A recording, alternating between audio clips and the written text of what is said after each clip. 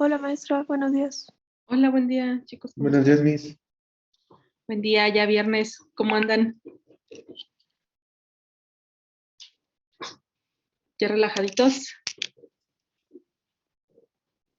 Dos, tres, dos, tres. Pues mínimo descansar lo que sea el fin de semana, ¿cierto? Entre comillas. Ya casi terminan materias, ¿no? Algunas yo ya. Eso es todo. Sí, está bien, chicos. Nosotros no, andamos todavía con cuestiones académicas. Todo, todo se junta al final del semestre, hasta lo administrativo. Pero bueno, muy bien, chicos. ¿Se acuerdan qué fue la último que vimos?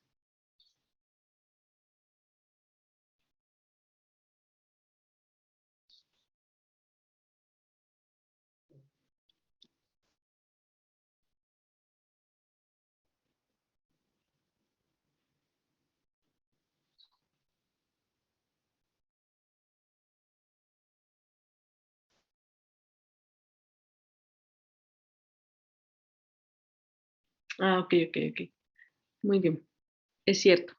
Ok, bueno, ahorita las vemos. Bueno, hablábamos de esta parte de la producción, que decíamos que íbamos más allá eh, pues de utilizarlas, sino que la idea era obtenerlas, y no comprarlas, ¿cierto? Y que pues lo usábamos bastante en las cuestiones de alimentos, ¿no? Algo así habíamos terminado y hablábamos precisamente de esta parte de la selección perdón, de la extracción y la purificación de enzimas, que yo les comentaba que pues esta es la idea, ¿no? Más que utilizarlas, pues ahorita es extraerlas y purificarlas. Y les platicaba un poquito de lo que se está haciendo hoy en día, ¿no? Eh, Hablábamos también, por ejemplo, la clasificación de alguna de ellas. Hablábamos que son muy específicas para cada cuestión y normalmente nos habla ahí que se está formando un sustrato, ¿no? Al tener nosotros esta enzima más el sustrato, estamos obteniendo un producto que normalmente es el que nosotros necesitamos o es para lo que nosotros pusimos ahí una enzima. Claro, este sustrato, pues es el que se va a unir a la enzima a través de numerosas interacciones, ¿sí? Ya sea por puentes de hidrógeno, la parte electrostática, hidrófobas en cualquier cosa, y haciendo este lugar específico. A esto como tal, pues se le llama lo que es el centro activo o lo que se busca más hoy en día en una enzima. Si ustedes se fijan, este centro activo la idea es que el sustrato entre de la mejor manera, ¿sí? Cuando él entra sin ningún problema es porque, bueno, porque es específico para este centro activo, es como un molde para él, ¿sí? Si no es el sitio activo que el sustrato necesita, o al revés, si no es el sustrato que la enzima necesita, este centro activo no va a estar acoplado, no va a haber un buen acoplamiento, ese acoplamiento va a ser débil. ¿A qué me va a llevar? Bueno, que posiblemente no me va a aguantar un pH, no me va a aguantar una temperatura, pues dependiendo para lo que yo la quiera, ¿no? Hablando todavía de esta especificidad que se necesita. Eh, bueno, ya habíamos hablado de algunas enzimas que tienen esta parte no proteica, ¿sí? Y pueden ser, por ejemplo, los cofactores, esto lo veíamos en las proteínas, ¿sí? Nos habla de los cofactores, nos habla de las coenzimas, nos dice que un cofactor es cuando se trata de iones o moléculas inorgánicas. Cuando hablamos de una coenzima, pues es una molécula orgánica que se puede señalar que muchas vitaminas funcionan como esto, ¿sí? Entonces, la diferencia entre uno y otro, unas son orgánicas y las otras son inorgánicas. El cofactor es un inorgánico. Entonces, cuando nosotros tenemos esta cuestión, por ejemplo, vean aquí la parte del cofactor que dijimos que era, ¿cuál dijimos que era? ¿El orgánico o el inorgánico?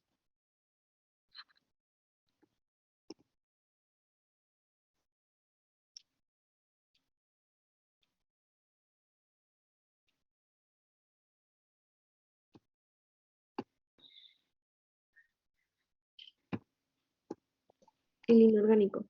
Ok. Entonces, si estamos hablando de esta parte,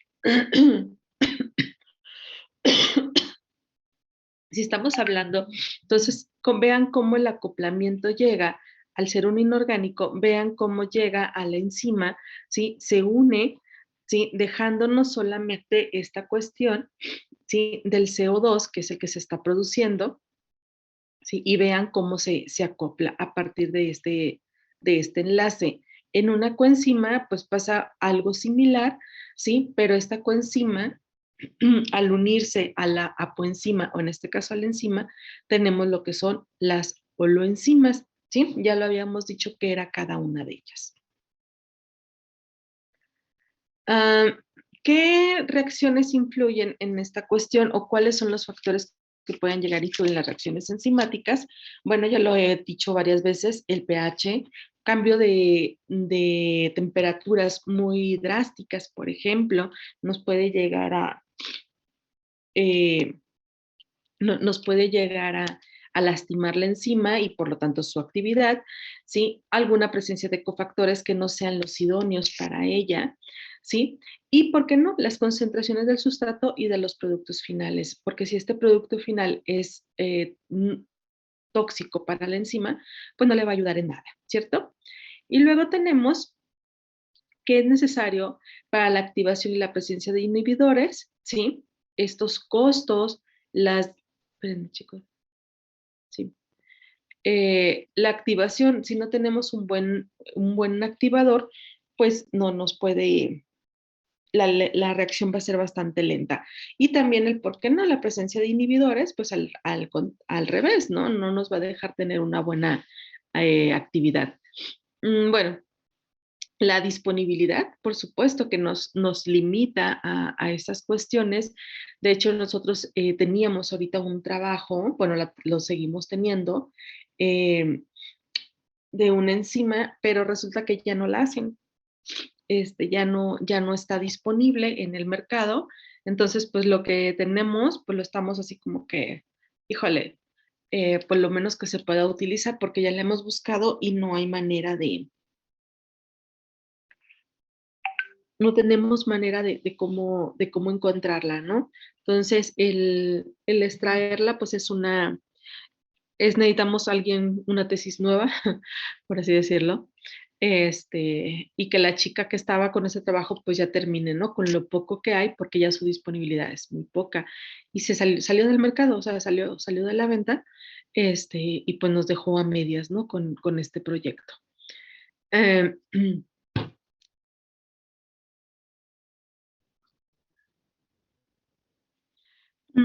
Pues a veces es la baja demanda. Esta enzima que nosotros estamos trabajando es muy poco utilizada. Esta enzima nosotros la empezamos a utilizar para degradar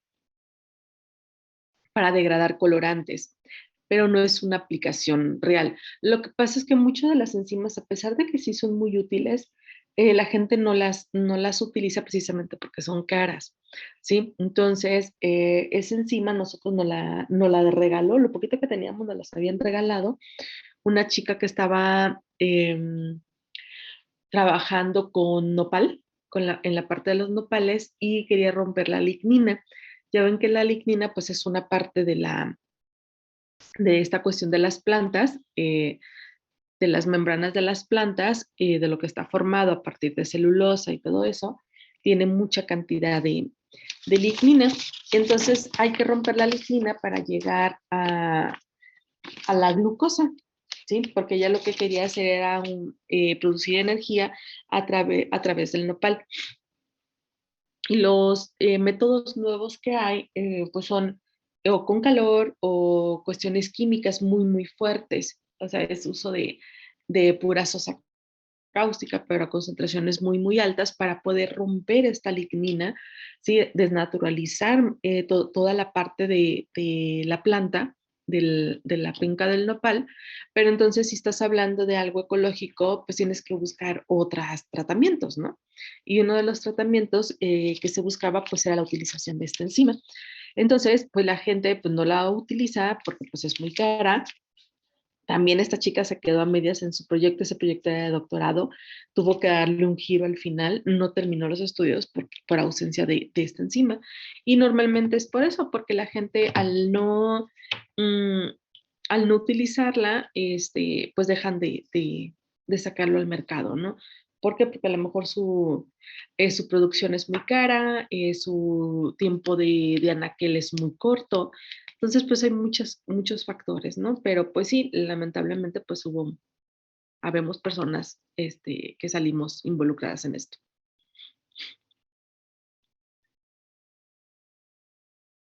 Ok, entonces, el efecto del pH, bueno, nos dice que las enzimas poseen grupos químicos, bueno, eso ya lo sabemos, que son los ionizables o son donde se juntan los sustratos, ¿no? Puede haber carboxílicos, pues puede haber grupos aminos, grupos tioles o, ¿por qué no?, imidazoles, ¿sí? Y nos dice que según el pH del medio, estos grupos pueden tener carga eléctrica positiva, negativa o neutra. Como la formación de las proteínas depende en parte de sus cargas eléctricas, habrá un pH en el cual la conformación será la más adecuada para esta actividad catalítica. Este es el llamado pH óptimo, ¿sí? Entonces va a depender de qué están hechas, ¿sí? Para que nosotros podamos ver en qué pH van a trabajar. Por ejemplo, ¿qué les gusta? La leche, por ejemplo. ¿Qué pH tiene la leche, chicos?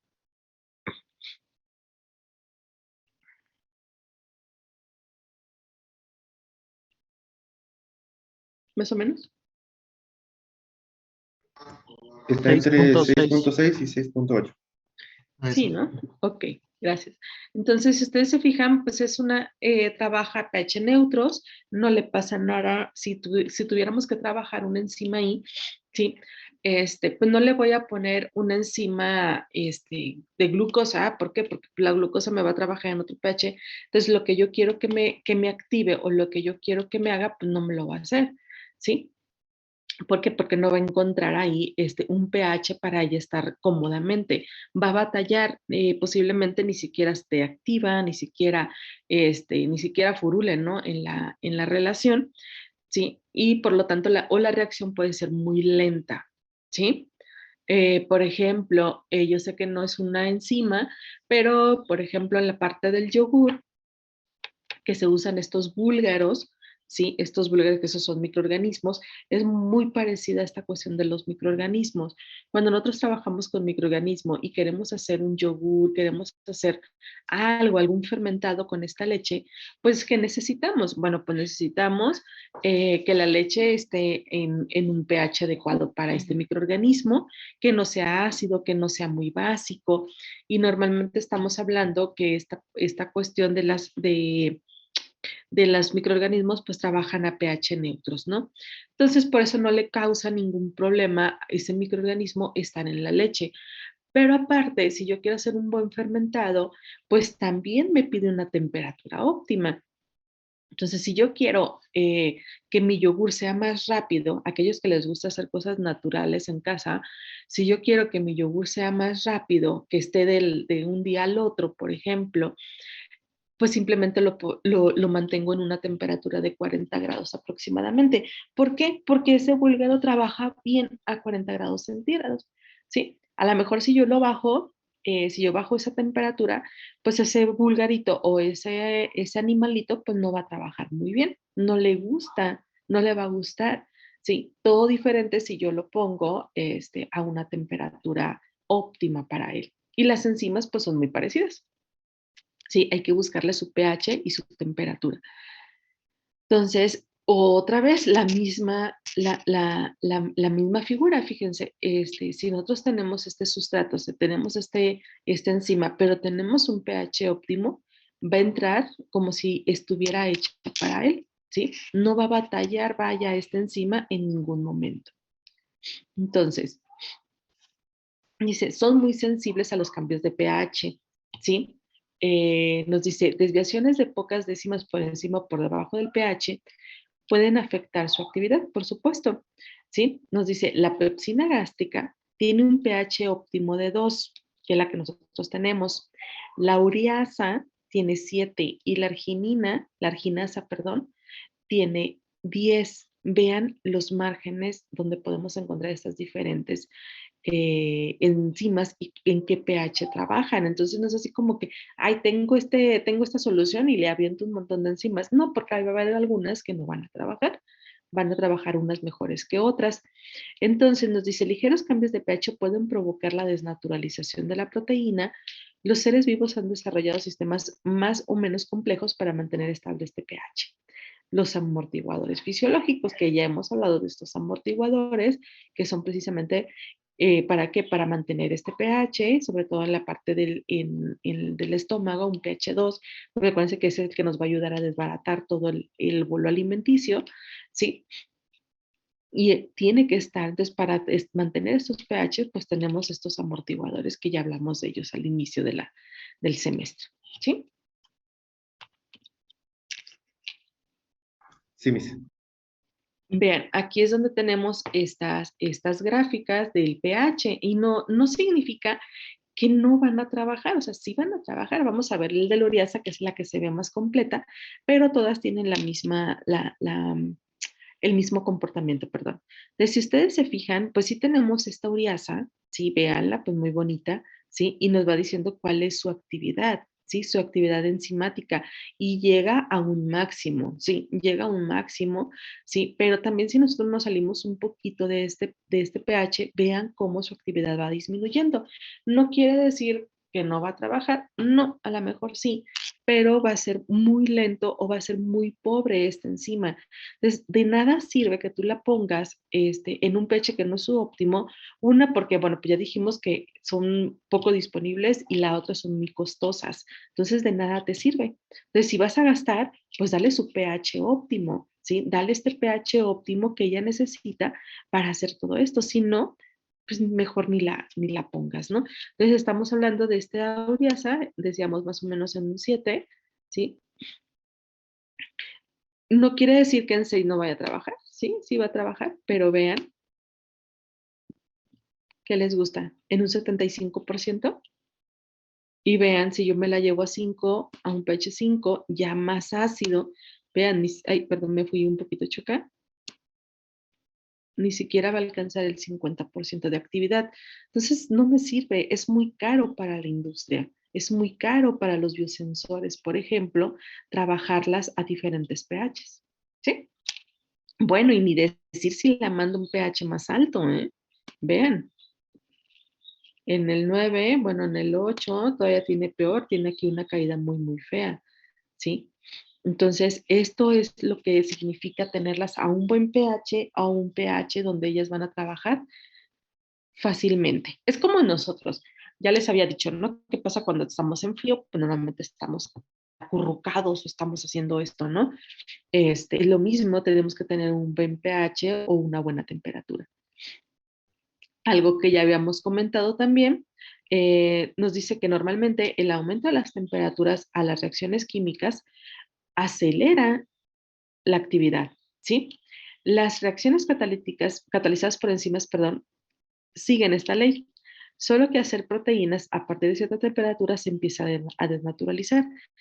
Entonces, no, o sea, sí cumplen esta idea de las reacciones químicas. Si yo tengo una reacción química, le pongo temperatura, es un catalizador, me va a hacer más rápido la reacción. Pero en esta parte de la enzima no puedo aumentar muchísimo la temperatura porque las puedo desnaturalizar, ¿sí? Entonces hay que buscar una temperatura viable para ella y también que me haga una velocidad enzimática donde pueda llegar a ser máxima, ¿sí? En este caso, por ejemplo, al igual tiene el mismo comportamiento, ¿sí? Pero vean también las temperaturas que estamos manejando. Al ser proteínas no podemos aumentar más de 60 grados, ¿sí? Ya vemos ahí una desnaturalización completamente nula, ¿no? Entonces, vean más o menos, esta es la idea, ¿sí? Esta es la idea de buscar una temperatura. Y ojo, por ejemplo, el hecho de que yo tenga una temperatura, una, una enzima en un buffer de fosfatos, por ejemplo, que son esas soluciones amortiguadoras, si yo sé que mi enzima, bueno, vamos a agarrar la que traíamos, la ureasa, si yo sé que la enzima trabaja 7, ¿sí? y sé más o menos que mi temperatura, vamos a agarrar esta gráfica como por ejemplo, trabaja su actividad máxima es a 35, ahí, ¿sí? Más o menos. Esa es su temperatura máxima, pues voy a tratar de mantenerla a un pH 7 y a una temperatura de 35 para que sea mucho más efectiva, ¿sí? ¿Cuáles son los estudios que se realizan en esta cuestión? Bueno, si yo la voy a mantener en pH amortiguados o en soluciones amortiguadoras que van desde que están en el 7, pues voy a empezar a jugar con ellas, ¿sí? Voy a empezar a jugar con este pH, con esas soluciones amortiguadoras. Entonces yo tengo que medir el pH, tengo que medir la actividad en cada uno de los pHs. Entonces son estudios muy, muy largos, ¿sí? Esto es si la enzima estuviera sola en un sustrato, en este caso en una solución buffer, ¿sí? Entonces yo tengo una sola, temperatura óptima, ¿sí? Nos dice que los cofactores, ¿sí? ¿Qué efecto tienen? Son no proteicas, ¿sí? Y nos dice que colaboran en la catálisis de la enzima, ¿sí? Nos dice que pueden ser fierros, magnesios, manganesos y zinc, ¿sí? Y acuérdense que esta parte de estos son iones inorgánicos, ¿sí? Estos son algunos de los iones que puedan llegar a estar presentes en algunos cofactores, ¿sí? Y que nos pueden ayudar porque, bueno, porque algunos de ellos pues son altamente reactivos, ¿sí? Sobre todo el fierro es muy reactivo, el zinc es muy reactivo hablando químicamente, entonces nos pueden ayudar a esta actividad. Eh,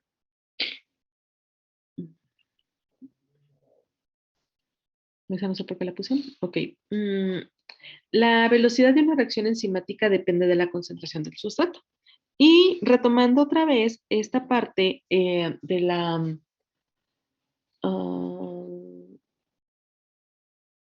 la obtención de yogur, por ejemplo, que estábamos hablando ahorita de los microorganismos, de los búlgaros, que yo sé que no es lo mismo porque unas son proteínas y otros son microorganismos, pero bueno, este, pues es un poquito la idea, ¿no? ¿Qué va a pasar si yo tengo muchos azúcares en una leche?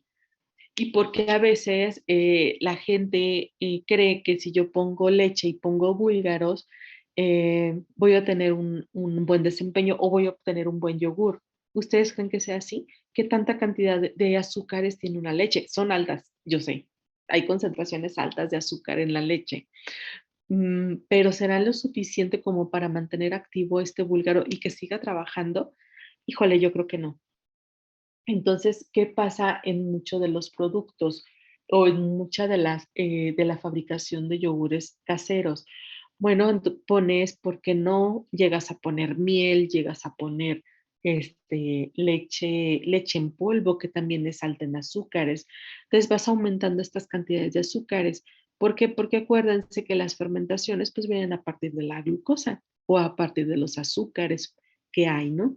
Entonces, mientras más cantidades o más concentración de algún sustrato haya, ¿sí? Va a haber mayor producción. Entonces, o va a haber mayor actividad. Y es muy parecido en esta parte de las enzimas. Si la concentración es alta, pues la enzima va a estar muy a todo dar, ¿sí? ¿Cómo es que mm, la enzima es más activa, ¿no? Entonces, si ustedes se fijan en esta, por ejemplo, concentración tiempo, estas son mis concentraciones de producto. Entonces, entre más concentración del sustrato hay, vean cómo hay mayor producción, ¿sí? Esta es concentración 1, 2, 3, 4, 5 y 6. Entonces, en el tiempo, si hay poquito sustrato, vean el producto que va a haber, pues va a ser muy poco. Sin embargo, si yo empiezo a aumentar la concentración, bueno, yo estoy diciendo azúcares, en este caso la glucosa, si hay mucha glucosa, ¿sí? Vean mi producto hasta dónde va a llegar, ¿sí? Va a haber mucha producción de producto y esto es lo que pasa en una enzima. Ojo, para que pase a esto, ¿qué tiene que haber? Pues un buen pH y una buena temperatura, ¿sí? No sé si tengan algún comentario, chicos. hasta aquí. No, Miss, creo que no. No, maestra. Perfecto. Estaba tomando agua, perdón. Este, es que les voy a enseñar mi vaso que mi marido lo odia, pero a mí me cae, me gusta. Es uno de esos que te dan, donde te dan la comida. Pues que es la medida. Entonces, como que me gusta eso porque sé más o menos que cuánta agua tomo, que se agarra un vaso normal. Pero me lo pongo aquí y le hace como que, ¿es en serio? O sea, de todos los vasos que tienes, ¿ese es el que vas a agarrar? Yo sí. Muy bien. Ok, dice, además la presentación de los productos finales puede hacer que la reacción sea más lenta, incluso invertir su producto. ¿Por qué pasaría esto, chicos? ¿Qué creen ustedes que esté pasando?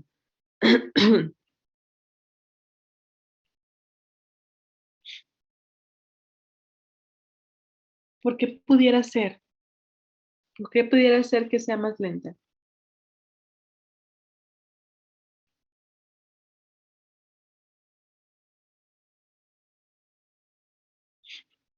Exacto. Sí, así es, Rocío. Porque nosotros al estar habiendo un producto, acuérdense que hay productos secundarios, ¿sí? Puede haber un solo producto o puede haber un producto secundario. Entonces, al haber productos secundarios, lamentablemente no sabemos qué tan bien o qué tan mal le haga a la enzima. Entonces, en vez de ayudarle, a lo mejor le estamos perjudicando o estamos cambiando el pH. Sí, posiblemente estemos cambiando el pH, entonces ya no sea tan el óptimo para ella en ese momento. Por lo tanto, en vez de ayudarla, pues la estamos perjudicando, ¿sí? Que sí llega a pasar en ciertas situaciones. Retomando, por ejemplo, el yogur, pues sabemos que el yogur cambia completamente no tanto el pH, pero sí le llega a cambiar un poquito, ¿sí? Y ya no es tan viable para el búlgaro, ¿no? Entonces pasa lo mismo con las enzimas. Normalmente en las enzimas, en las glucosas oxidasas, por ejemplo, cuando ella empieza a producir, a oxidar, perdón, empieza a oxidar la glucosa, ¿qué creen que es su producto? Su producto es un peróxido, ¿sí? Entonces, al empezar a ver, busquen ahorita pH óptimo de la glucosa oxidasa.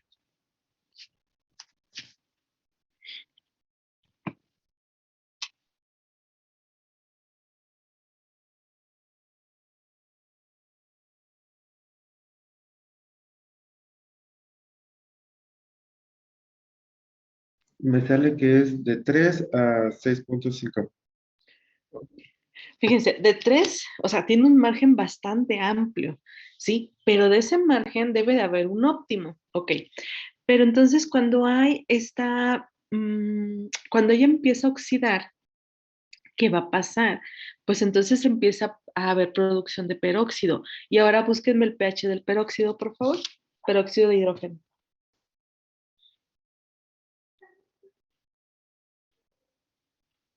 Ah, bueno, encontré que el óptimo de la oxidasa era de 5.5. Ok, perfecto. Sí, de hecho sí.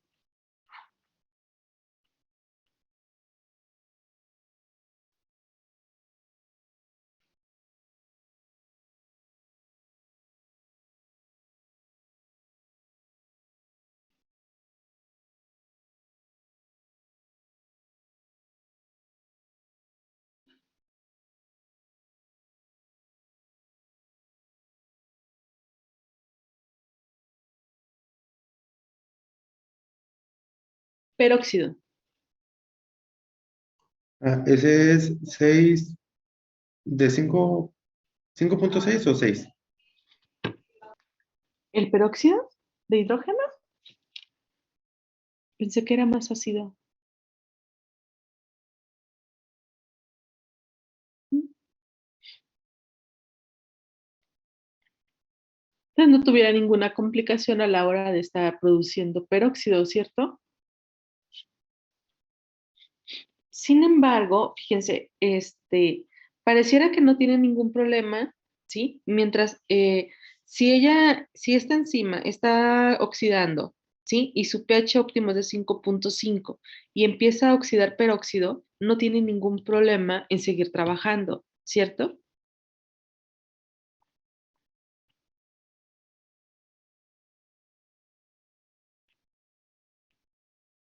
Sí, Entonces, vean cómo todo tiene cierta relación, ¿no? Pero lamentablemente, a como tú vas, ahora sí que a como va pasando la reacción, este peróxido se va acumulando y se va concentrando también, ¿sí? De manera concentrada que pudiera por ahí modificar su pH, bueno, modificar en la solución donde se encuentra, que no sería lo viable, ¿no? Entonces,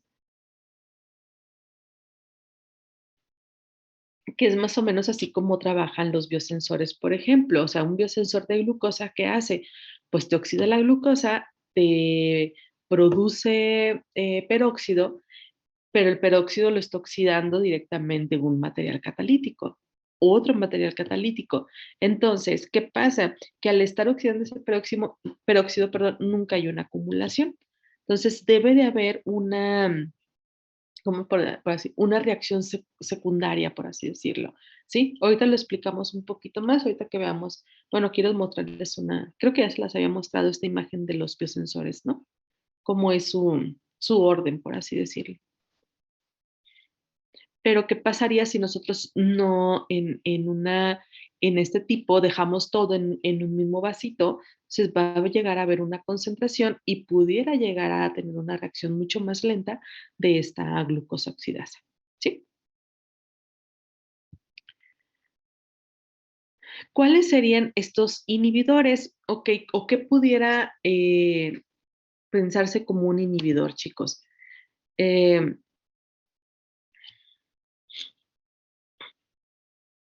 Estos inhibidores pudiera ser cualquier grupo funcional que pudiera pegarse a la enzima, ¿sí? Y no nos diera oportunidad de que llegara el sustrato, que se tuviera un sustrato secundario, por ejemplo, ¿sí? Y que se uniera de cierta manera ocupando los mismos, ¿cómo se dice? Los mismos,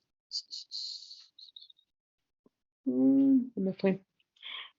Los mismos enlaces o los mismos iones, ¿sí? Me da cuenta que, no sé, vamos a suponer, llega esta Melissa, ¿no? Pero Melissa quiere juntarse con Esmeralda, ¿sí? Y ellas trabajan muy bien en equipo, están súper acopladas para trabajar en equipo. Sin embargo, llega Emilio y dice, Emilio, es que yo quiero trabajar con Melissa, ¿sí? Pero entonces ahí ya hay dos personas compitiendo por este mismo enlace. Es un poquito lo que pasa con esta parte de los inhibidores. Entonces, al llegar Emilio, ¿sí? Con Melissa, le gana a Esmeralda la carrera, llega, pero no se acoplan tan bien, no son bien acoplados. Entonces, nuestra actividad enzimática va a ser menor, ¿sí? sí, Entonces, ¿qué va a pasar? Pues que no permite una unión con el sustrato que en verdad le ayude a ella, ¿sí? Al realizar una mejor actividad enzimática. Entonces, por eso es que muchas de las enzimas hoy en día se trabajan con esta parte de Um, ay, se me fue la palabra. Ah, por eso, ya me acordé, hoy en día se trabaja mucho con soluciones amortiguadoras, ¿sí? Con una sola concentración, que no haya otro sustrato dentro de esta misma solución. Eh, ¿Por qué? Porque pudiera llegar a haber una competitividad por uniones, ¿no? Entonces, la idea es que, ok, manejo una solución buffer, una solución estándar, ¿por qué no? Donde yo sé que no va a haber grupos iónicos que se puedan pegar a ella, sino que va a estar libre para que la enzima haga su trabajo solita, ¿sí? Maestra, Ok, bueno, sí. tengo una duda. No se sientan aquí mismo en lo de los inhibidores, pero había escuchado que hay algunos metales pesados que en el cuerpo precisamente su efecto, o el efecto de envenenamiento que tienen en el cuerpo es precisamente eso, o sea, que se pegan y no permiten que se buscan que lo había escuchado algo así como que con el calcio, pero no sé si está bien eso, o sea, no sé si es exactamente con la enzima, o sea, si los venenos pueden frenar así, pues, o sea, Ah, como bueno, inhibidores. pues sí, sí se puede, sí, o sea, sí llega a verlos y es precisamente por los grupos iónicos que nosotros tenemos y que hay una competitividad. Sobre todo con el calcio, sí llega a haber esta competitividad y se llega a absorber en otras partes que no queremos, por ejemplo, y es cuando es la formación de piedras, ¿sí? O esta formación de cúmulos que nosotros podamos llegar a tener. Pero normalmente eso viene ya de una, ¿cómo se dice? De algo más atrás, ¿por qué? Porque, bueno, nuestro organismo no lo está absorbiendo. Entonces, al no estar absorbido y en donde debería de estar, está disponible. Entonces, es como, no sé, veámoslo así como una cadenita, ¿no? Lo tiene que pasar en la primera unidad, que pasa él, es como una carrera, ¿no? Cuando te vas hidratando. En la primera estación, te tiene que absorber, no sé, el 50%. Pero si tu estación no trabaja bien, no te va a absorber este 50, te va a absorber a lo mejor un 25. Entonces, así se va yendo por caditas, de manera que donde al final de la estación, ya casi para llegar a la meta, tú en vez de llevar el 5%, llevas un 50% de este calcio. Entonces, posiblemente ahí es donde empieza a haber estas acumulaciones y normalmente sí se llega a pegar en las enzimas precisamente por esta afinidad de grupos iónicos que tiene, bueno, más bien por estas coenzimas que llegará a tener, y que a veces no son necesarias a tan grandes cantidades. No sé si por ahí va tu pregunta, Rocío.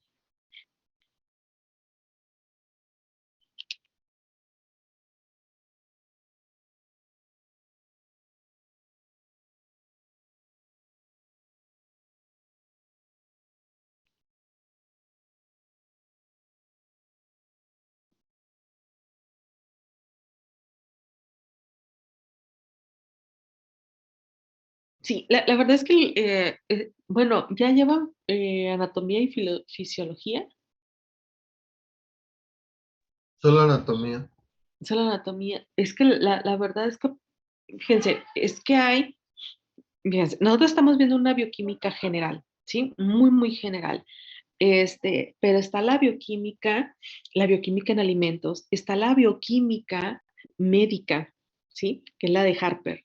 Eh, la bioquímica microbiana. O sea, la verdad es que hay tantos enfoques hacia dónde ver la bioquímica y esta bioquímica de la que me está hablando Rocío ahorita, o sea, sí, yo les comento varias cosas, ¿no? Que sí tiene repercusiones en la salud, ya lo vimos con las vitaminas y los minerales, y que ahorita lo empiezan a relacionar ustedes sobre todo con esta parte de la biología molecular que ustedes ya vieron y de la biología que llevaron. Bueno, creo que no llevan biología molecular. Este, Pero la verdad es que todo esto que comenta ahorita Rocío, pues se ve más a fondo todavía en la bioquímica médica, ¿sí? Y la verdad es que es otra visión muy, muy diferente que le podemos dar a esta biología, a esta bioquímica, perdón. La verdad es que sí, yo cuando empecé a leer la bioquímica de Harper, este, pues sí me ayudó bastante en algún tiempo, pero como me fui adentrando en mi carrera, que es bioquímica en alimentos, pues no me sirvió mucho, porque es ver los alimentos de manera bioquímica y cómo sirven estos nutrimentos al cuerpo, que después lleven nutrición, entonces todavía me ayudó un poquito más, pero ahorita, híjole, no, en esta parte sí tenemos que llevarla un poquito más a esta parte de la salud, ¿no? ¿Por qué? Porque ustedes están en esta parte de la medicina. pero no nos alcanzaría el tiempo. Para verla ya directamente y ver todo lo que pasa en el cuerpo humano, híjole, yo creo que necesitarían otras 3 materias de bioquímica. Es que es muy complejo.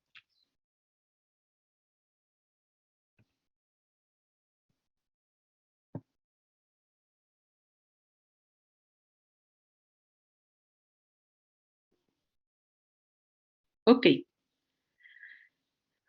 bueno, costos. Perdón, no sé si alguien tenga algún otro comentario.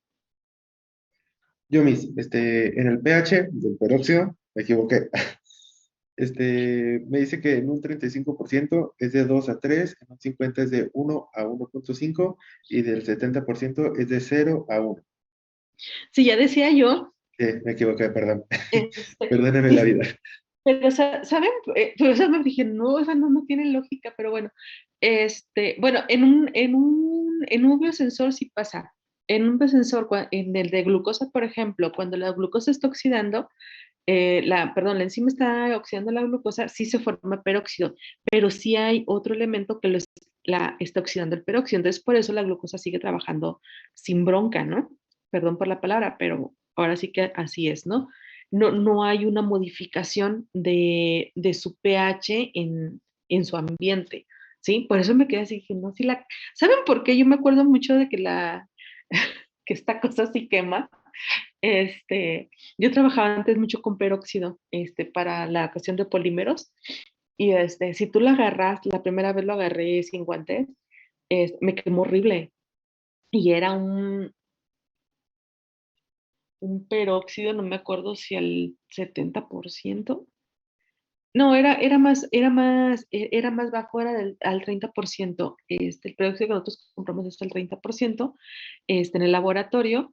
Y este peróxido normal, si tú lo agarras o tienes contacto con él, pues te empieza a quemar todo. O sea, de hecho, te deja blanco, o sea, como si ya te hubiera hecho la ampolla y te la hubieras secado a la vez. Pero eso no es todo. Te destiñe la ropa. También eso lo aprendí eh, por accidente, ¿no? Cualquier gota de él es como el cloro, o sea, es más fuerte que el cloro. Cualquier gota que te caiga en la ropa, te la decolora, hasta hacer hoyo. O sea, el cloro lo más que hace es decolorarte, ¿no? Si te cae una gotita de oro en tu ropa, pues te queda ahí el puntito blanco. El peróxido no. El peróxido primero te lo hace blanco, en el instante te lo hace blanco, lavas la playera y te hace el hoyo. Así. Entonces, por eso me quedé ahorita que dijeron, no, es que tiene un pH alto. Dije, pues no me coincidía. Y sobre todo por este acercamiento que yo tuve con él, ¿no? Pero no que le medí el pH, la verdad.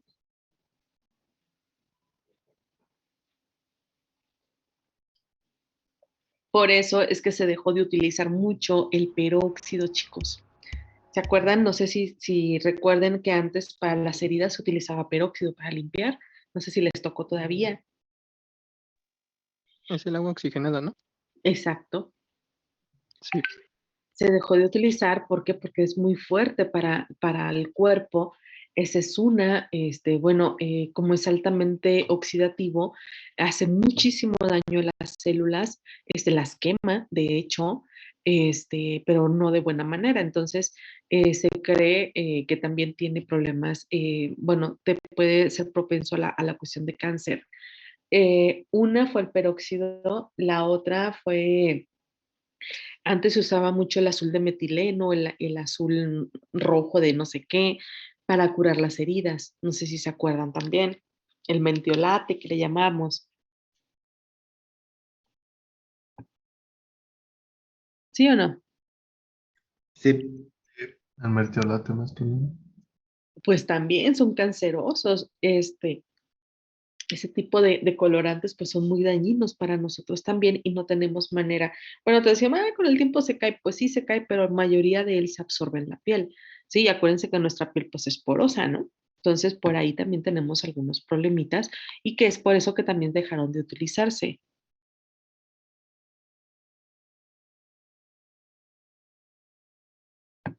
¿Sí? Ok, entonces, otra de las cuestiones en las enzimas, pues son los costos, ¿no?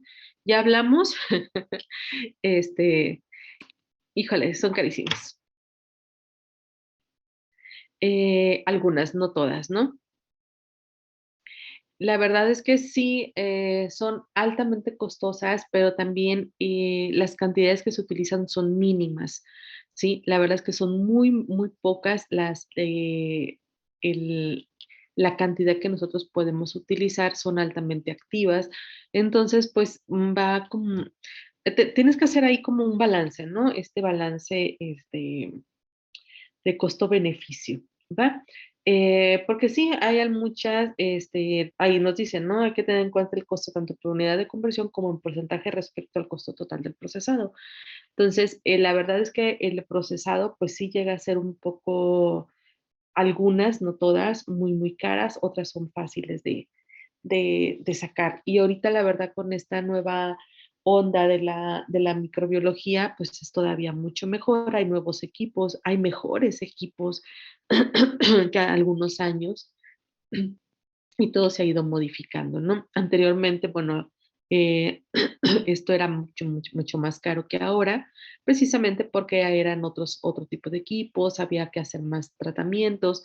Hoy se cree que es más económico, pero el equipamiento también ha cambiado. Entonces, a lo mejor antes si hacías un costo muy, muy grande y tu producción era del 20%, como veíamos ahorita, a lo mejor con los nuevos equipos ahorita sigue siendo costoso, pero ya tu producción sigue siendo, ahora es del 80. Entonces, pues va modificándose mucho, ¿no?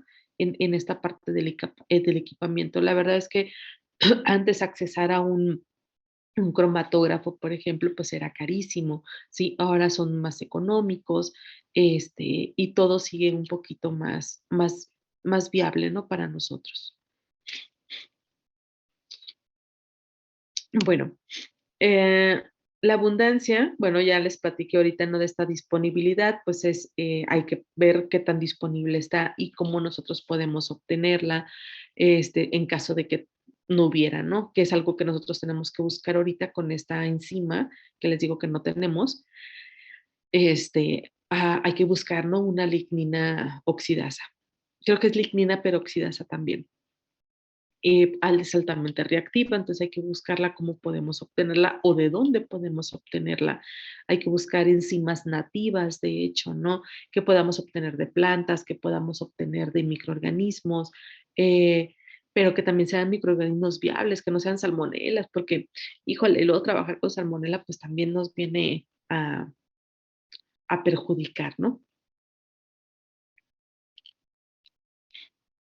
El hecho de trabajar con salmonela sí es un poquito peligroso, ¿no? No tanto, pero bueno. Eh, ¿Ustedes llevan el próximo semestre biosensado, nanosensado o biosensores?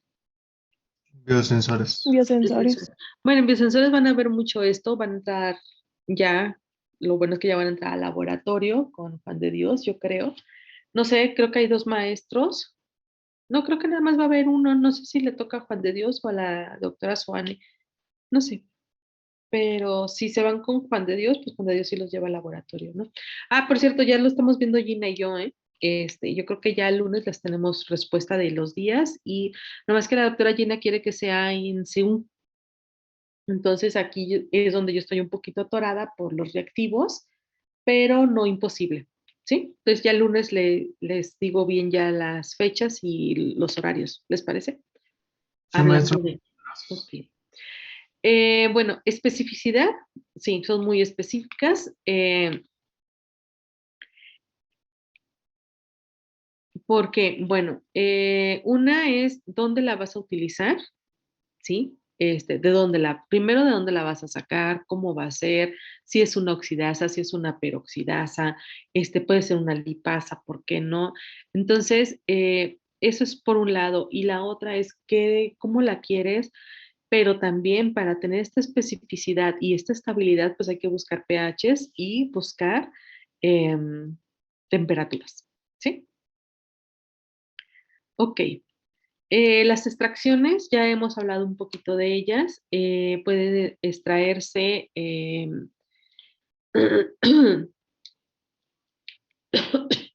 ya sea por la parte de la extracción de enzimas, bueno, está dada por vamos a ver lo que son las etapas de obtención, tipos de enzima, métodos de rotura, que son las más importantes, y elegir el método, ¿no? Perdón.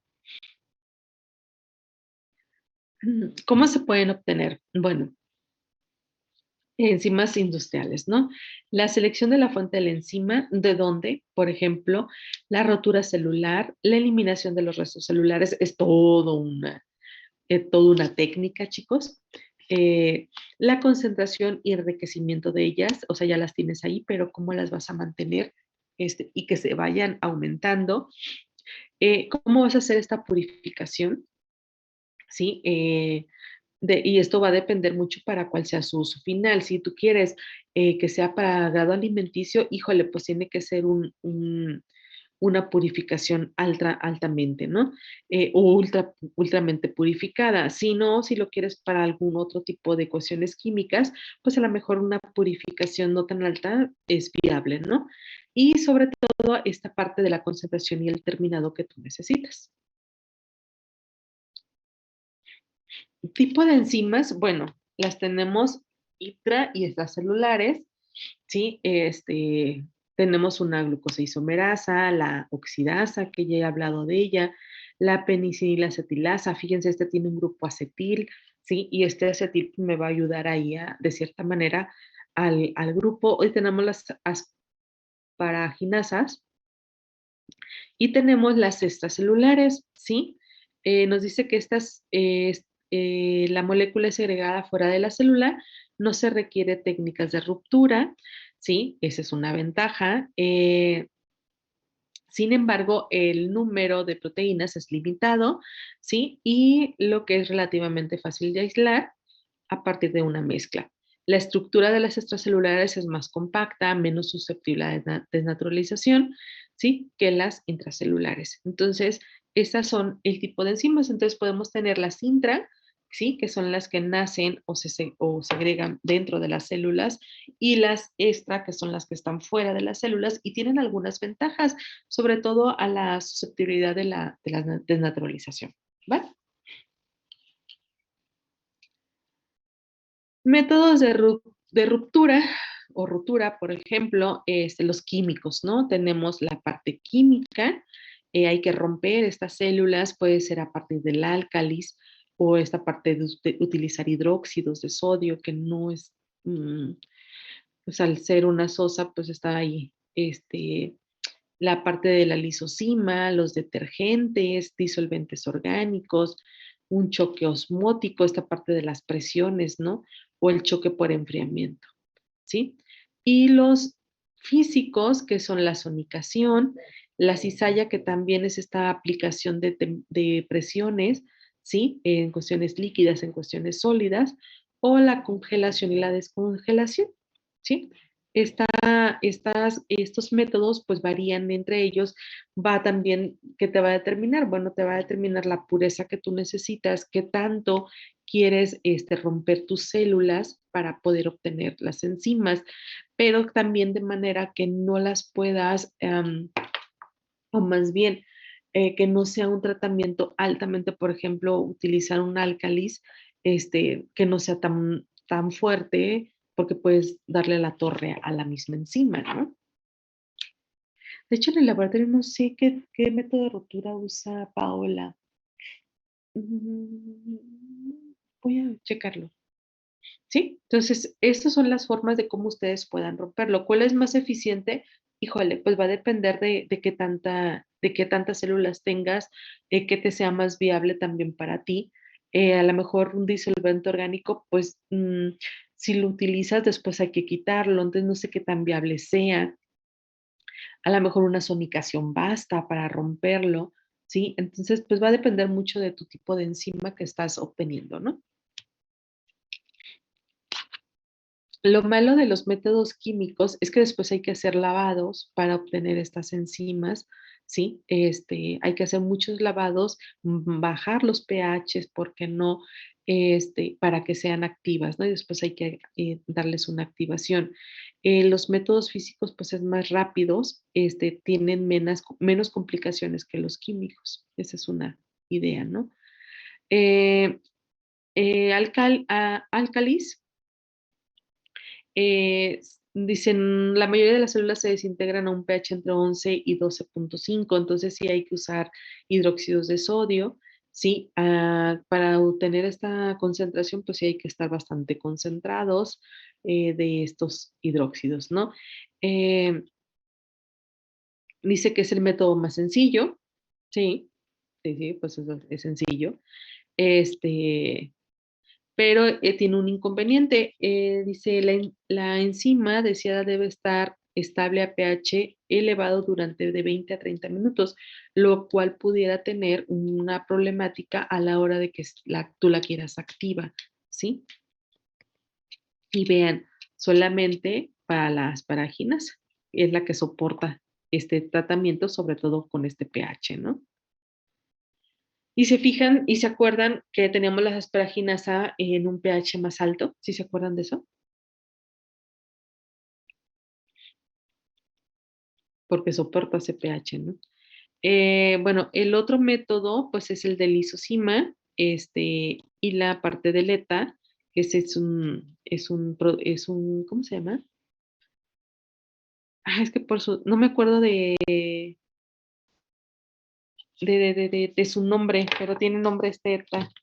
Es un producto químico.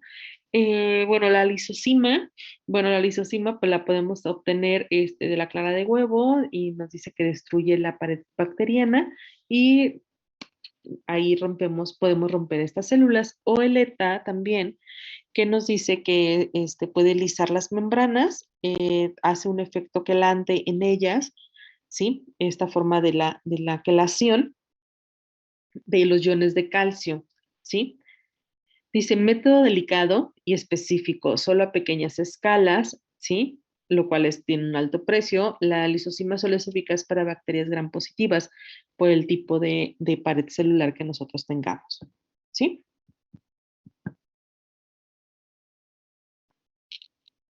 Ah, sí.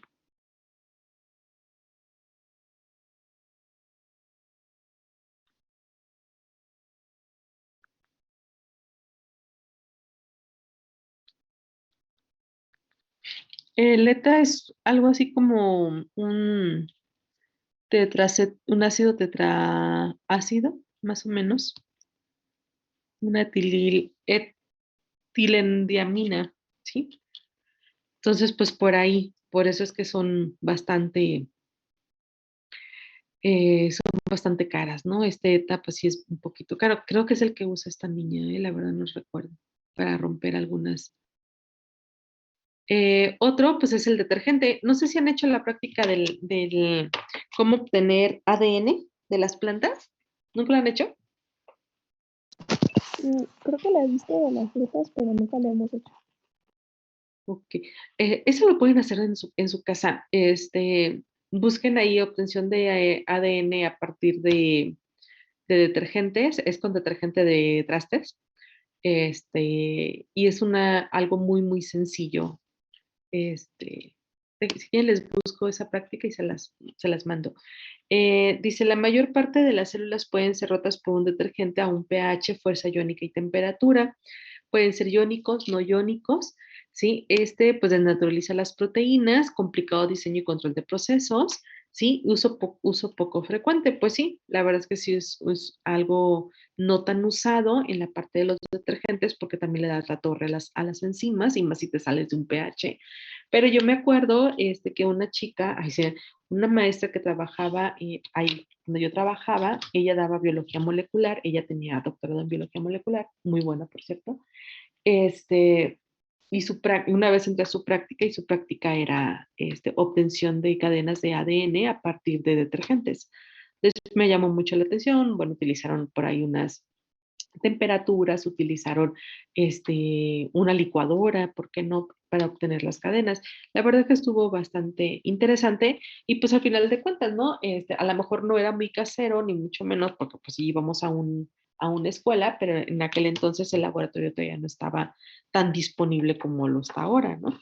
Entonces, pues ahora la idea pues, es buscar lo que podamos hacer en casa. Muy bien, chicos, les voy a dejar hasta aquí el día de hoy. ¿Les parece? No sé si alguien tenga una pregunta antes de terminar. ¿No? ¿Nos veremos el lunes? ¿Mande? ¿Nos vemos el lunes? Sí, espérame, déjame ver qué tanto me falta.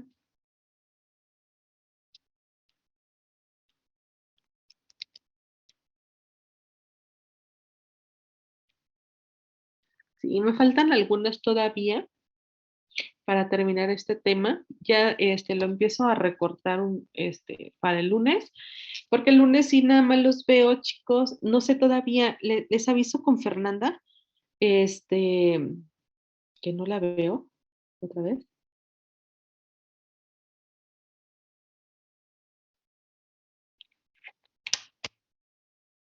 ¿No sabe por qué no entra Fernanda? ¿No es la niña que se iba a dar de baja?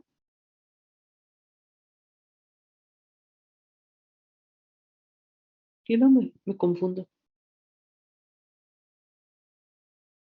¿A dónde? Ah, Sí, ¿verdad? Y bueno, ¿y quién va a quedar con ustedes de jefa de grupo? Porque yo le sigo mandando mensajes a ella. Ella nos lo sigue Ah, mandando a pero si nosotros. te manda Ya mensaje, nos lo siguen mandando. sí nos avisa. Ok. Es la que nos avisa todo. Ajá.